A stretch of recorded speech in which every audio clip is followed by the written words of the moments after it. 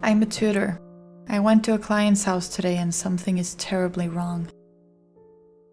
I met her on the internet. My daughter needs help with Algebra 2. Please contact me ASAP. Gina T. She gave me her address for an appointment. Rolling up her long wooden driveway, I couldn't believe my eyes. Her house was enormous, easily 5 times the size of mine. Carved columns rose up to the sky. 2 stone statues of lions flanked the front door. I grabbed the bronze knocker, carved in the shape of a boar's head, and swung it hard. Clank, clank, clank. For a minute, there was complete silence. Then I heard the thumps of footsteps and the clink of the lock. "You must be Annie," said a short, plump woman with bright blue eyes. "I'm Gina." As I stepped in, a strange feeling settled in my stomach. The house was weirdly empty. The kitchen didn't have a table. The living room had a single dusty sofa. The air was damp, cold, musty. And all the lights were off. Only natural light pouring in from the curtainless windows lit the place. "Just moved in?" I said, despite the lack of boxes. "Oh, yeah," she said hurriedly. Yeah, we were just moving in. Come on, Greta's in the study." She led me into a back room. A nervous-looking girl sat at the desk, her hands folded over a blank notebook. She was tall and lanky, with dark eyes and hair, unlike her mother.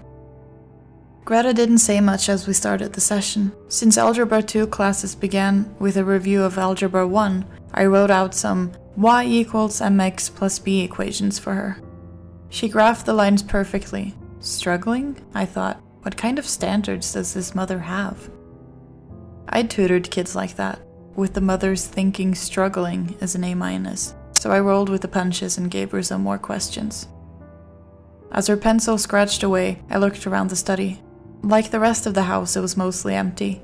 The bookcase in the corner only held dust. Curiously, on the back of the door, there were long indented lines that ran almost the entire height of it, almost like scratches.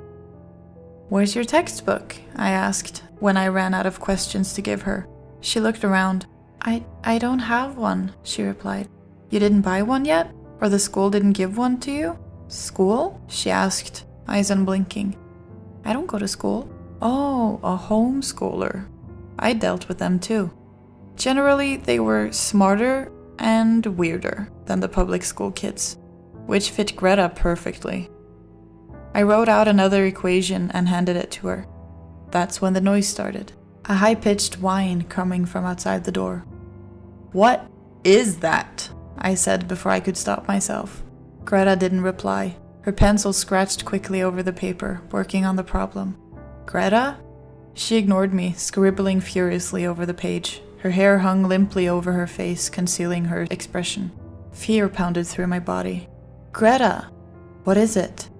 She wordlessly slid the piece of paper back to me. Under the chicken scratch of X's and Y's were 6 letters. "Get out." "Greta, what?" She held a finger to her lips and shook her head. When I didn't move, she leaned over to me and furiously wrote another word. "Now." Stunned, I grabbed my bag. I walked over to the door, swung it open, stepped out into the hallway. That's when I understood. Gina, if that's even her real name, was in the kitchen. In her hand was a whirring, whining bone saw. The stove was on. The blue flame shimmered. A greased metal pan sat over it, the oil sizzling and popping. I ran to the door.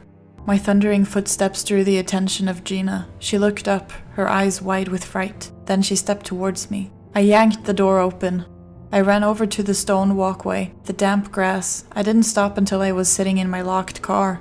Then I peeled out of the driveway and never looked back. By the time the police came, the house was empty. Well, emptier than it had been before. Greta and Gina were gone. The house had been abandoned for months, they told me. In the basement, the police made a gruesome discovery. 3 bodies were found. They were identified as local missing people. A professor, a teacher, a scientist. All of them were missing their brains.